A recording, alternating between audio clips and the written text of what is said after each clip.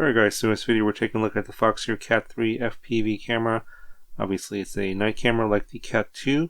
I'm not going to go over every little detail in this camera because it's a more or less an incremental update to the CAT series from the CAT2 to the CAT3.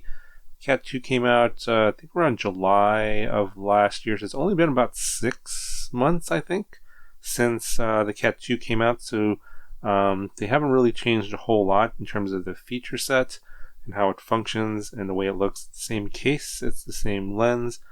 The sensor did change a little bit, and somehow they switched it from a 16:9 native sensor to a 4:3 native sensor. I think that's because most FPV pilots prefer a 4:3 aspect ratio, but the field of view is not that much more in 4:3 mode. I think it goes from like 105 degrees to 125 degrees in 4:3 mode. So not a super wide field of view on this particular camera compared to a lot of other cameras on the markets. But this is really mainly for people that are trying to fly at night or in very dark lighting conditions. And this is the main difference. The daytime footage, I'm not even going to bother showing you that because it looks exactly the same as the CAT2, so I will refer you to the CAT2 video. You can look at I have like 2 or 3 flights in the daytime. Looks the same to me. The nighttime footage does look a little bit different. Now the Lux rating goes from 0.0001 to 0.00001, so instead of 3 zeros there's 4 zeros, so the Lux rating basically goes up by a factor of 10. Doesn't mean that it's 10 times brighter. It is noticeably brighter, but it is, I mean, you can't say that's 10 times brighter. But what is interesting is in very low, for those very low light situations, if there's any kind of ambient light, it's enhanced. It is definitely a lot brighter than it looks like in terms of like what you would see with your eyes.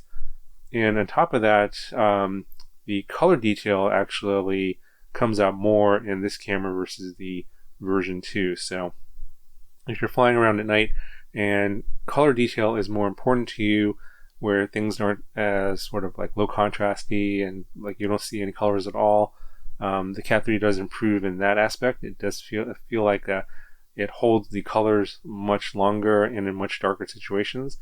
In addition, the noise level is a little bit less, so the video is a little bit less grainy than it is on the version 2. So those are some of the things that were improved on this versus the version 2. Again, this comes in a micro version, which is the one I have, and also a mini version. As far as I can tell, the lens and the sensor is the same on the mini version spec wise, so that's why basically that's just the only difference is the case size and the mounting. So if you need the mini version, just get if you need larger, if your frame is in terms of the camera mounting is larger, then get the mini version and not the micro version. But of course it is a little bit heavier.